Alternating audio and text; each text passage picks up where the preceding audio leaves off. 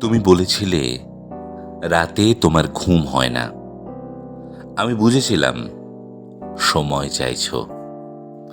তুমি বলেছিলে আকাশে কি মেঘ করেছে দেখো। আমি বুঝেছিলাম তোমার মন খারাপ। তুমি বলেছিলে চুলে জট বেঁধেছে। আমি বুঝেছিলাম তুমি স্পর্শ চাইছো। তুমি বলেছিলে আজ বিকেলে তুমি বারান্দায় থাকবে। আমি বুঝেছিলাম সাক্ষাৎ চাও। তুমি বলেছিলে অন্ধকারে আমার বড্ড ভয়।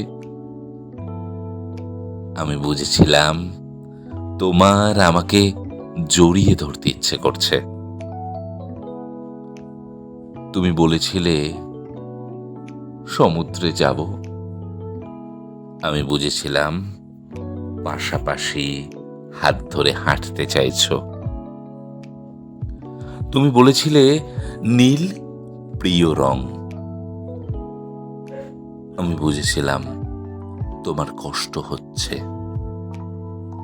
তুমি বলেছিলে ঠোঁট ফেটেছে। আমি বুঝেছিলাম তুমি চুম্বন চাইছো। তুমি বলেছিলে অঙ্ক ভালো লাগে না। আমি বুঝেছিলাম তুমি কবিতা ভালোবাসো। তুমি বলেছিলে আজ তাড়াতাড়ি ঘরে ফিরতে হবে। তুমিই বলেছিলে এই হুটহাট দেখা করা, অসময়ে ফোন করা আর আমার ভালো লাগছে না।